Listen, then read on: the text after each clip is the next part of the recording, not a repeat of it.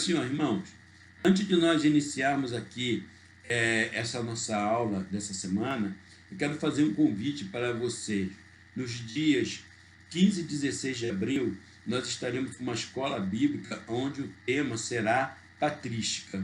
E nós estaremos no dia 15 falando sobre o contexto histórico e no dia 16 nós estaremos falando sobre o desenvolvimento doutrinário durante esse importante período da história da igreja cristã. Então eu quero convidar você a participar. Caso você esteja aqui no Rio, caso vocês tenham condição de se fazer presente, venha estar conosco. Esse evento ele vai ser realizado na Assembleia de Deus Central de Nova Iguaçu, Ministério Restaurando Vidas, na rua Santa Luzia 41, ali no centro de Nova Iguaçu, atrás da Igreja Universal, né? Você que conhece Nova Iguaçu, tem ali a Igreja Universal, ali próximo ao supermercado Guanabara, e na rua atrás dela, entre os fundos e a Via Light. Ali tem uma rua ali, que é a Rua Santa Luzia, no número 41. E eu quero convidar você a estar ali presente. Nós teremos ali conosco o pastor Cláudio César, que tem a sua formação em História, e vai estar dando para nós esse aspecto histórico do período da patrística, né? Aquele ambiente histórico que existiu ali. E no dia 16 será o pastor Sérgio da Costa, que estará ali falando para nós ali o desenvolvimento doutrinário. Ambos são qualificados, ambos são pessoas que têm uma grande bagagem no ensino da palavra de Deus, e eu quero convidar você a estar presente conosco ali, tá ok? Deixem o comentário aqui, se vocês desejarem, ok? Mandem aí os comentários aí, coloque aí, se vocês desejarem, né? Pode mandar para nós aí algo no privado também, que nós aí estaremos entrando em contato para promover aí o envolvimento de vocês nesse curso que vai ser importante para nós, tá bem? Vem aí participar juntamente conosco nessa escola bíblica, que vai ser aí um grande diferencial para a nossa igreja ali, tá bom? Que Deus aí possa abençoar em nome de Jesus. Senhor, estamos aqui para a nossa penúltima lição desse primeiro trimestre, né?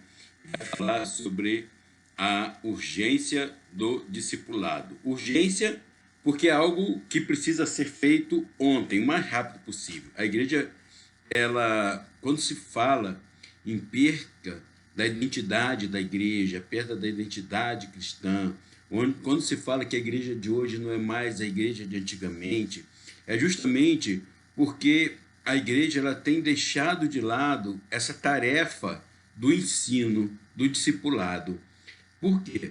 Porque quando nós vimos aqui no nosso textuário, né, que fala sobre o ID, uma palavra que chama atenção é que Jesus ele não fala apenas sobre o pregar, mas ele fala sobre a necessidade de ensinar. Ensinar é um processo de médio e longo prazo, não é algo que é feito da noite por dia, é algo que visa a mudança de comportamento. Só existe aprendizado se houver mudança de comportamento. Então, a igreja ela precisa evangelizar, e após a evangelização, havendo conversão, é necessário que haja o exercício, né, a atividade do discipulado na igreja. Esse novo convertido, ele precisa ser ensinado a ter uma vida de acordo com aquilo que seja o desejo de Deus para nós. E isso é aprendido de acordo com o discipulado. Muitas das vezes, olhamos para o nosso Brasil e nós nunca vimos tantas pessoas que se dizem crente, como nós temos visto ultimamente. Mas quando a gente para pensar, o que essa quantidade de evangélicos, né, de ditos evangélicos que existe no Brasil, mudou moralmente, eticamente, dentro da história do nosso país. E muitas das vezes, essa quantidade de evangélicos não reflete, não é refletida, né, na questão ética e moral, justamente porque as pessoas elas entram para a igreja e a igreja ela não faz o seu papel de ensinar essas pessoas a verdadeiramente serem cristãos. Nunca se viu tanto escândalo, nunca se viu tanto desvio, tanto desmando com relação às coisas de Deus. E isso se dá justamente porque a igreja ela tem relaxado no seu papel de ensinar as pessoas a vida e a prática cristã. Então, o texto áureo, ele fala sobre essa necessidade, né, de ir não apenas ganhar as pessoas para Jesus, mas na necessidade que se tem de ensinar esses novos convertidos a verdadeiramente tornarem-se crentes. Discipulado é um processo, né? E ele começa a partir da conversão. Uma vez que a pessoa ela aceita Jesus, ela é convencida da necessidade de se tornar um crente em Cristo Jesus, agora ela precisa viver uma vida em conformidade com essa nova condição. Não tem como uma pessoa falar assim, não, eu quero aceitar Jesus e vou continuar vivendo a minha vida da forma como era. A Bíblia diz, né, o vem como está, mas não é o permaneça como está, vem como está, para que você possa ser modificado. E essa mudança de vida, ela vai ocorrer por meio do discipulado. Okay? Diz aqui a verdade prática, né? Chamamos de discipulado na fé, e é interessante a palavra, né? O aprendizado. Aprendizado não está se falando apenas da questão teórica, mas está se colocando da colocação em prática daquilo que se aprende. Ou seja, é a necessidade que a pessoa tem de viver em conformidade àquilo que foi aprendido. Então, quando chamamos de discipulado, nós estamos falando em fazer com que um discípulo ele possa verdadeiramente aprender a forma de ser, de viver, por meio do auxílio de um mestre. E esse mestre é aquela pessoa que vai ensiná-lo a essa vida cristã. E é interessante, né, que ele ainda vai usar essa expressão crescimento espiritual, sim, porque é necessário que nós venhamos a crescer na fé. Nós podemos aceitar Jesus, temos que aceitar Jesus, mas por meio da nossa vivência, por meio da leitura da palavra de Deus, por meio do nosso relacionamento, não apenas com Deus, mas dentro da igreja, nós vamos desenvolver o nosso crescimento espiritual, tá? Vamos nos tornar crentes melhores. E isso só é alcançado, só é atingido por meio do discipulado. É uma coisa, uma expressão interessante, que às vezes a gente sempre se acha que é muito bom. E muitas das vezes a gente vê as pessoas usando aquela expressão assim, eu estou nessa igreja porque essa igreja eu me sinto bem. Só que a igreja, ela não é só um lugar para se sentir bem. Igreja é um lugar onde nós somos confrontados mediante aquilo que a Bíblia diz. E quando nós somos confrontados, a realidade salta aos olhos que nós não somos tão bons como nós achamos que somos. A nossa realidade é diferente daquilo que nós imaginamos. E isso nos causa desconforto. Por que existe o desconforto? Porque nós somos confrontados aquilo que a gente acha que é com aquilo que realmente a Bíblia mostra que nós somos. E isso, esse confrontamento, né, ele vai existir por meio do ensino da palavra de Deus. Se nós não aprendemos nada da palavra de Deus, nós não temos como mudar de vida. E essa é a necessidade. Então, o discipulado, muitas das vezes, vemos em igrejas muito empenhadas em ganhar almas para Jesus. Mas e depois? O que é feito depois que essa pessoa ela aceita Jesus? Por isso que eu sou um grande defensor, né? Tanto da escola dominical, quanto do culto, né? O chamado, nós assembleanos, é o culto de doutrina, o culto de ensino. São cultos que precisam existir dentro da igreja. A igreja, ela precisa de seminários, ela precisa de palestras, ela precisa de outras fontes onde possa se crescer no conhecimento da palavra de Deus. Não adianta a gente achar que por meio de uma pregação aos domingos vai ser suficiente para que as pessoas possam crescer na fé. Não. É necessário que haja na igreja uma estrutura que permita que o ensino ela seja implementado. Feliz é a igreja que tem escola dominical, que tem culto de doutrina, que tem seminário ali teológico, igreja que tem palestras, que tem cursos de aperfeiçoamento. Feliz é essa igreja, porque isso vai fazendo com que cada vez mais o crente ele possa ser um crente melhor, não apenas no serviço na obra do Senhor, mas também para ele mesmo, para a sociedade. O crente, ele precisa conhecer a palavra de Deus, ele precisa conhecer, crescer na comunhão entre os irmãos na igreja e precisa também ser habilitado para o serviço na casa do Senhor. Nós não fomos chamados apenas para sentar na igreja e assistirmos o culto. Veja que isso eu não estou falando no sentido de cargo, mas eu estou no sentido de que todos nós temos uma tarefa, temos um papel a desempenhar na obra do Senhor. E Deus espera isso de cada um de nós. E esse desenvolvimento, tanto com relação à palavra, quanto em relação ao relacionamento entre os irmãos, a comunhão, quanto em relação ao preparo do serviço, tudo isto vai ser atingido por meio do exercício do discipulado da igreja. É a tarefa que a igreja tem para com ela mesma, né? A igreja ela tem as 3 tarefas da igreja.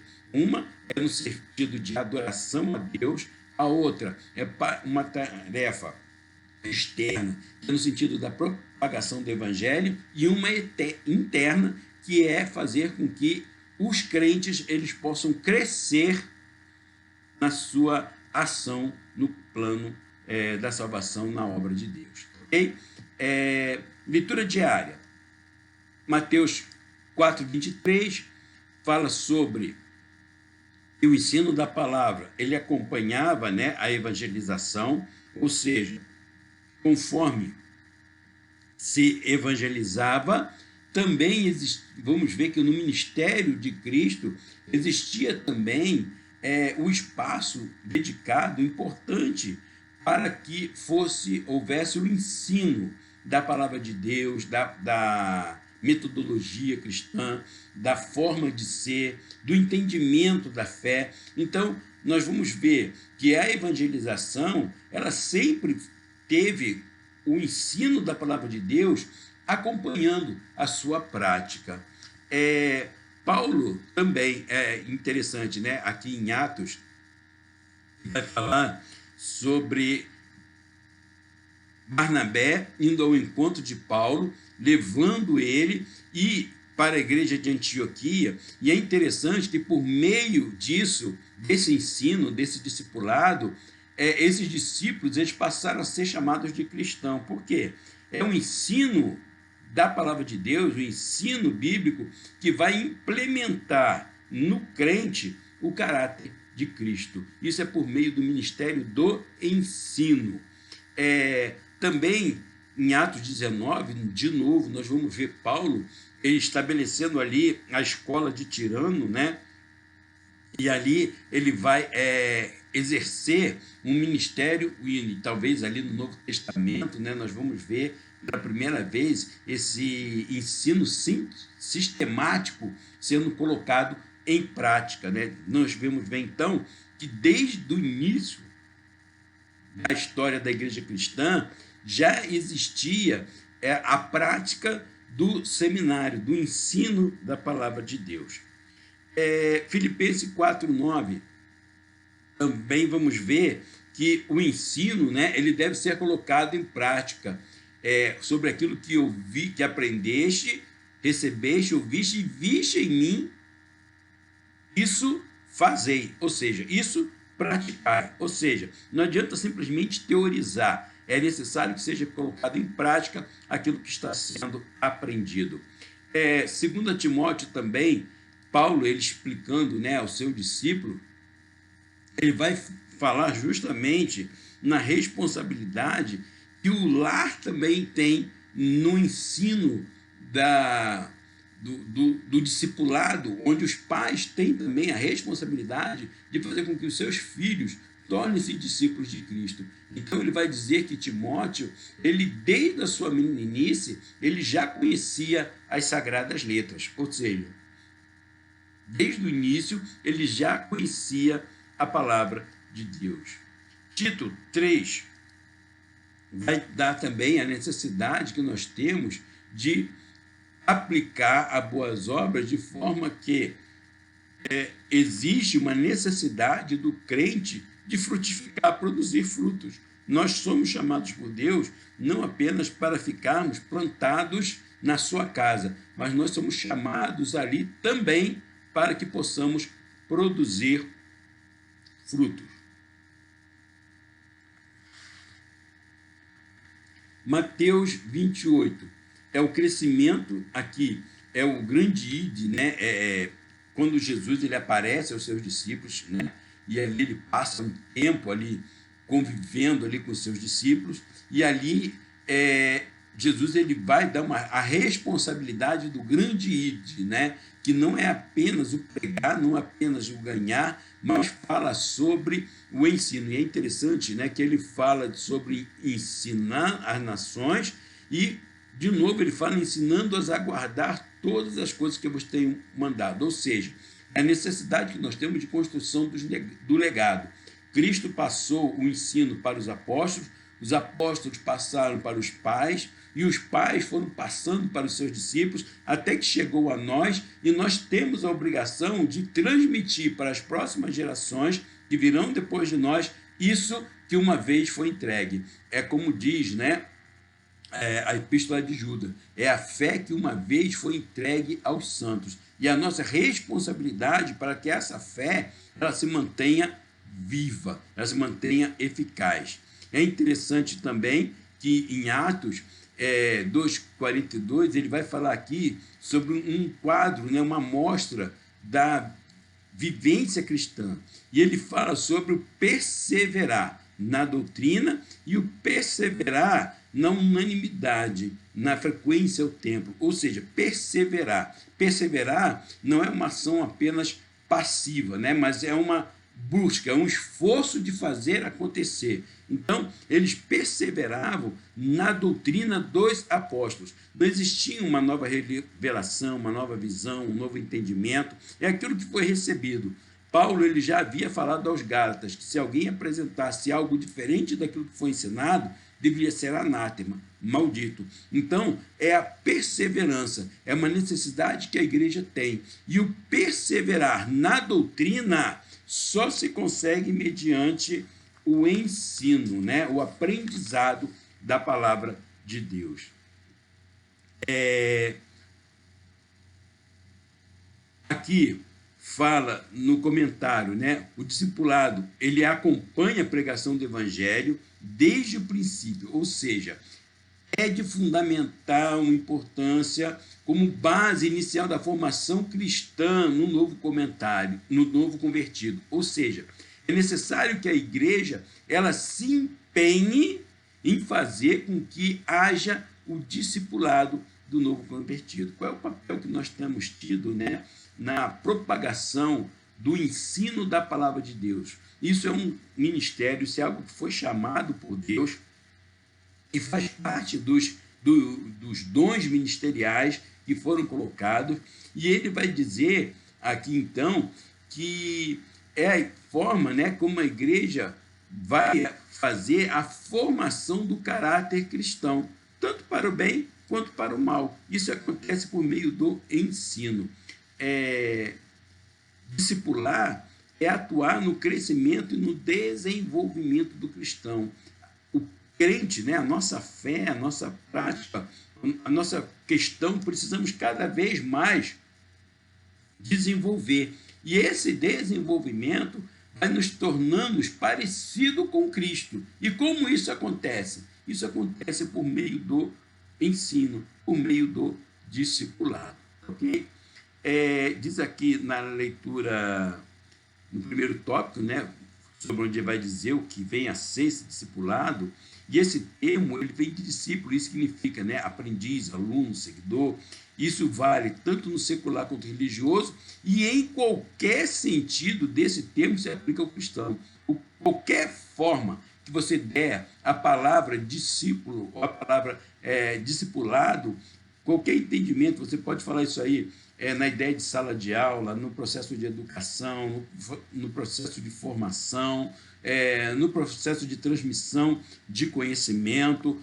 Todos esses aspectos, todos esses sentidos são aplicáveis ao relacionamento cristão. Okay? O que é discípulo? De uma maneira geral, é o seguidor de Cristo. Discípulo, quando a Bíblia usa esse termo, ele chama os seguidores de Cristo de discípulo. Por quê? Uma vez que eu aceito Jesus como Salvador, eu preciso, então, dali para frente, aprender de Cristo como eu vou responder a essa conversão, a essa obra que aconteceu dentro de nós. E isso acontece justamente porque nós vamos nos tornando o Cristo visível aqui nesse mundo. Como é que o mundo vê Cristo? Hoje vivemos numa época, né, em que as pessoas falam assim, não olha para mim não, olha para Jesus. Mas Paulo diz, sede meus imitadores como eu sou de Cristo. Ou seja, a responsabilidade que nós temos de refletirmos Cristo para esse mundo que está. Isso só é alcançado quando nós fazemos do discipulado, né, uma realidade na nossa vida. Então, o discipulado, disso segue o discipulado, ensino para ser seguidor de Cristo, ou seja, eu preciso fazer com que a igreja ela se torne uma seguidora de Cristo.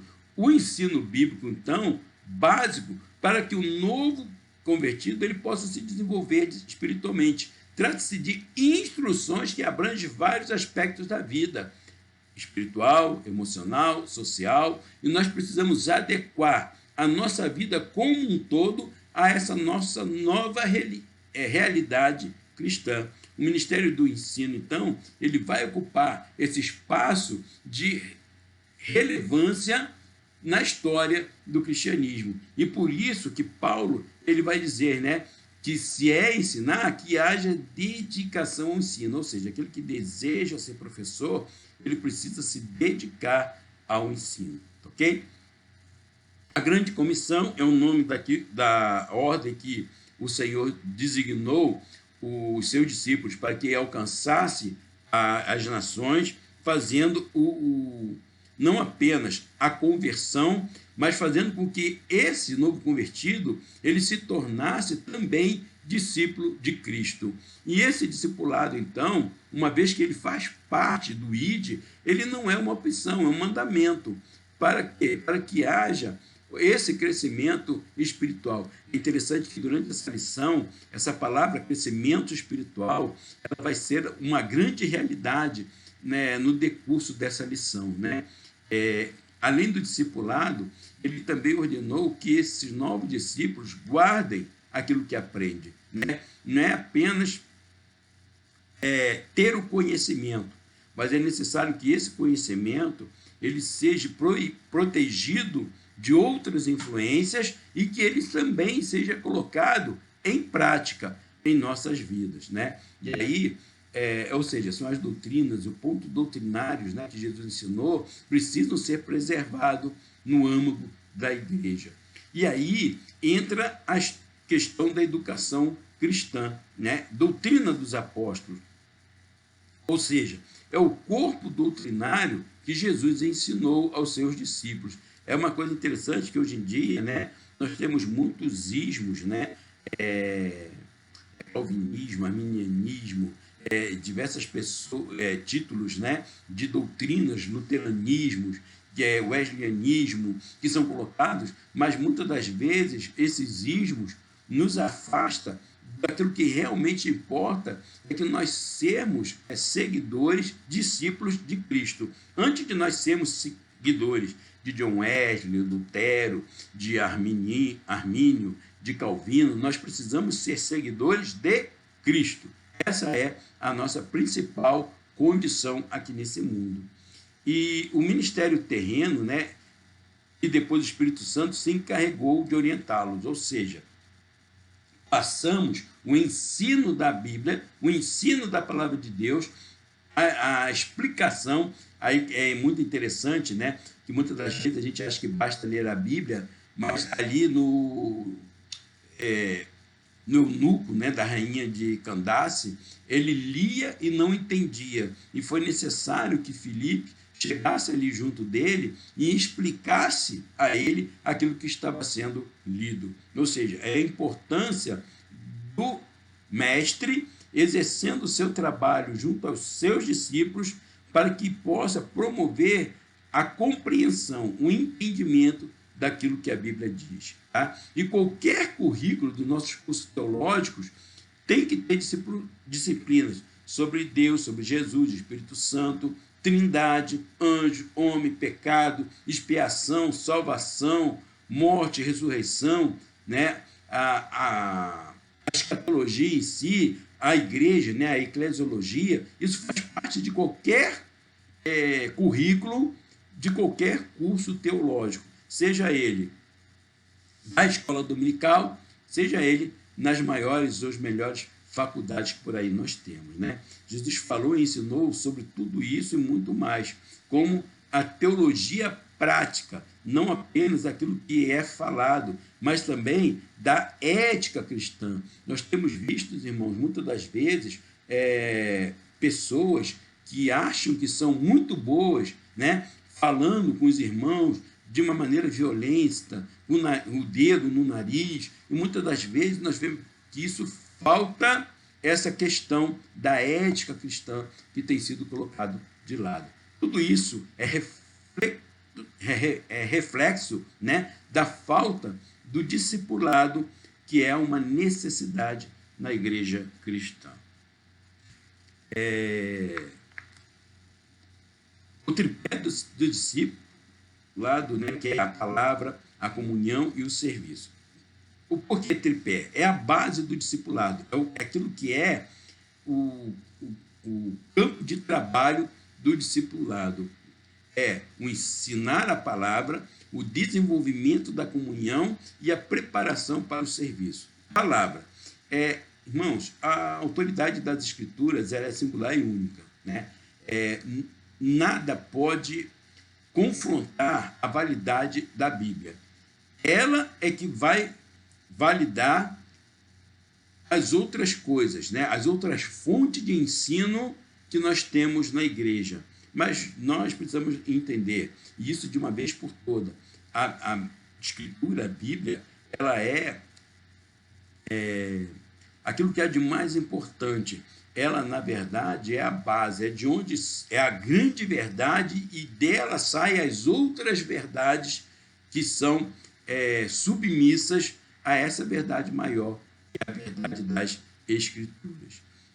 Ela é a fonte, né? A fonte dessas escrituras é o próprio Deus. Isso aqui é algo que a gente precisa trabalhar, porque a gente vê as pessoas discutindo muito quem escreveu isso, quem escreveu aquilo. Só que a gente precisa entender que a Bíblia, diferente dos outros livros, ela é algo que foi feito por Deus, Deus usando homens. Não apenas, né, aquele primeiro escritor, né, o autógrafo que dá o seu nome ao livro, mas também nós vamos ver Deus trabalhando em todo o processo da formação do cânon. Todos aqueles que trabalharam no processo da formação do cânon, eles, na verdade, eram instrumentos em uma mente maior, que era a realidade do próprio Deus. Era Deus que fazia com que essas pessoas elas trabalhassem na formação disto que chegou a nós como sendo a Bíblia, como sendo a palavra de Deus. Faladas, primeiramente, pelos profetas, depois pelos apóstolos do Novo Testamento, e aí vai surgindo os discípulos que vão perseverando nessa realidade da palavra, nessa doutrina da palavra. Isso quer dizer que eles continuavam no aprendizado sob o comando dos apóstolos, eles seguiam aquela direção que havia sido colocada, ou seja, em cima do alicerce que havia sido posto pelos apóstolos, ia se construindo o edifício, o arcabouço da igreja cristã. Hoje, nós não temos esses apóstolos em pessoa conosco, mas eles ainda nos ensinam por meio da palavra de Deus, da Bíblia. A comunhão também, ter tudo em comunhão e partilhar da mesma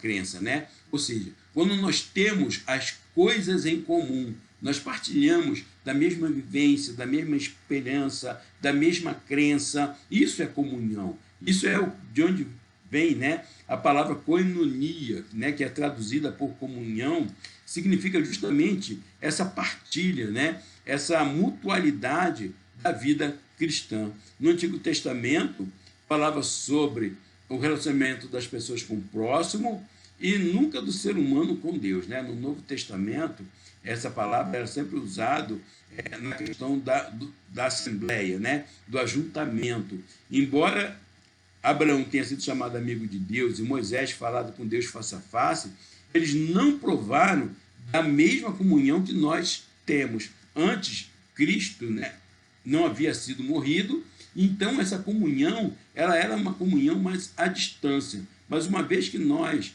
somos transformados em igreja, isso faz com que haja um relacionamento não apenas com os irmãos, mas também com a divindade. Nós vivemos a comunhão com os irmãos, com o Pai, com o Filho e também com o Espírito Santo. Atos 2 fala da comunhão na igreja de Jerusalém, né?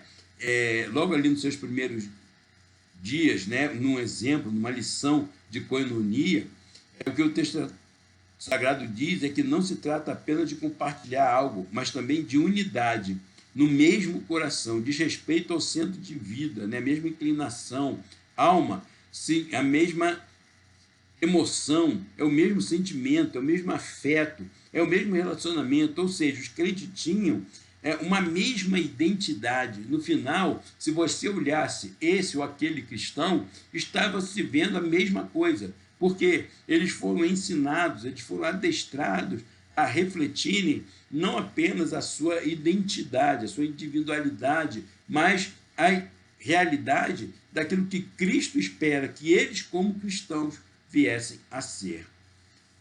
Fala também do serviço, né? É um termo que é bem amplo nas Escrituras e, em geral, fala sobre o trabalho realizado, né, para alguém ou algo seguindo suas instruções, a sua ordem que foi dada. É interessante, né, que nós vemos Eliezer saindo, né, para ir buscar a noiva de Isaac, de acordo com as instruções que havia sido recebido de Abraão. Da mesma forma, nós vamos ver que se relaciona aos sacerdotes do santuário e aquelas pessoas que eram tementes a Deus, né, que viviam aquela realidade dentro da igreja. Ou seja, Josué ele se predispõe a viver ao serviço de Deus, ou seja, ele vai servir da mesma forma que antes da liberdade se serviam aos deuses do Egito, né, aos deuses que eram servidos àqueles que estavam ainda longe da eclésia do povo de Deus. Agora, ele, como uma pessoa resgatada do Egito, que tinha agora a condição de viver a sua liberdade, mas essa liberdade ela haveria de ser vivida, exercida em função de servir a algo maior, que é servir quem? A Deus, servir ao Senhor.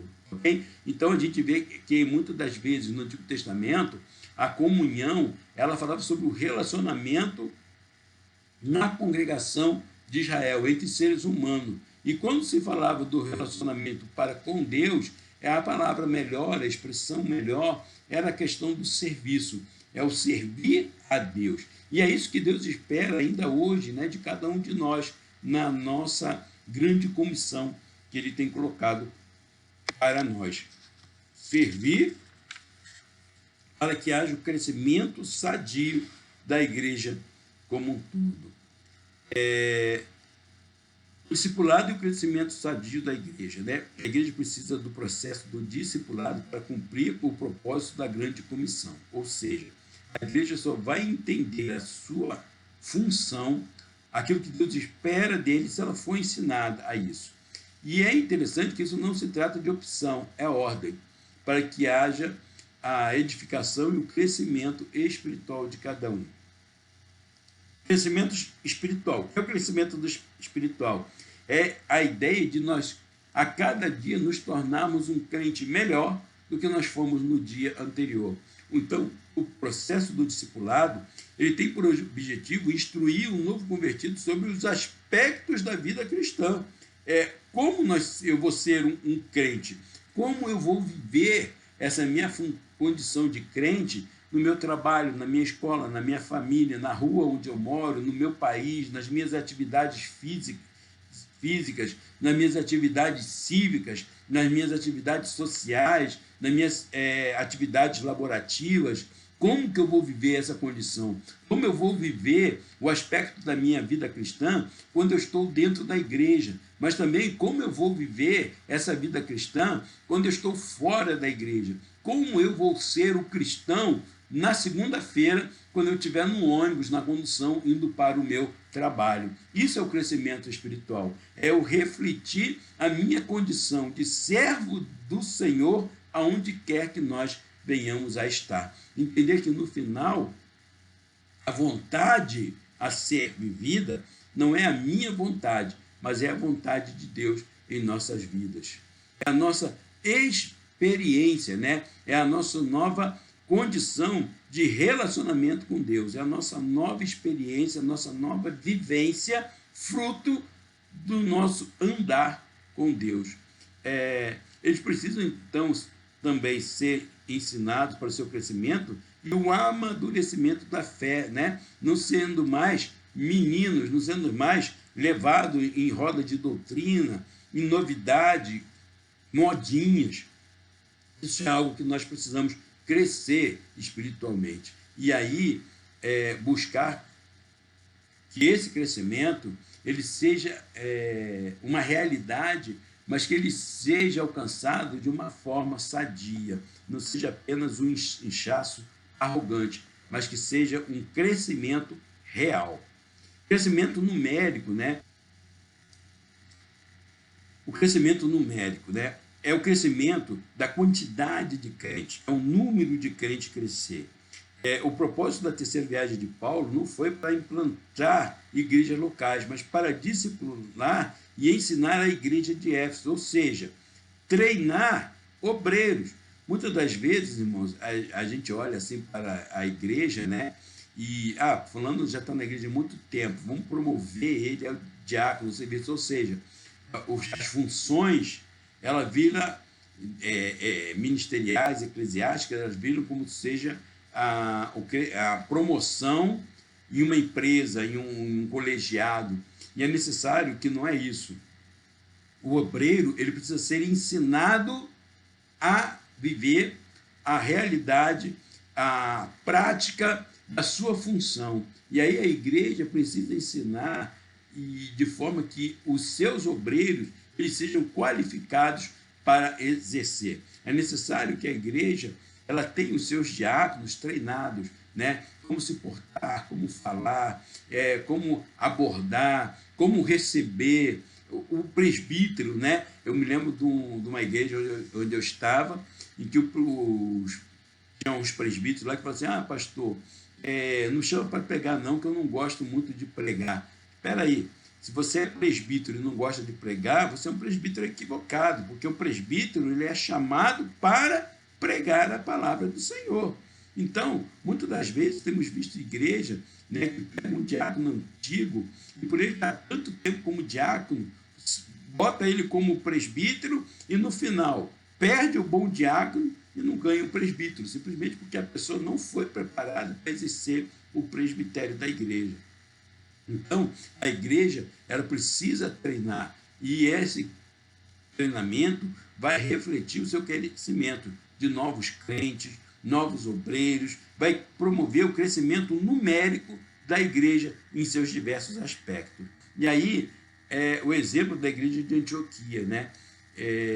O público ali eram gentios, eram pessoas identificadas como cultura grega, né? São pessoas que tinham a filosofia grega, né? O modo de viver grego colocado, mas uma vez que Paulo, que era alguém capacitado, vai ali e começa a ensinar, daqui a pouco esses gregos começam a ser chamados de cristãos, porque eles começam a ter um modo vivente diferente daquilo que era a sociedade que existia na época. Eles começam não mais serem parecidos como a cultura grega, mas ele começa a desenvolver uma cultura parecida com aquilo que Cristo era quando esteve na terra. Ou seja, eles começam a ser chamados de cristãos, deixam de ser chamados gregos e passam a ser chamados como pequenos cristos, parecidos com Cristo, refletindo aquilo que Cristo ele era. É necessário que a igreja ela tenha uma preocupação nessa formação, no ensino, do crescimento do discipulado.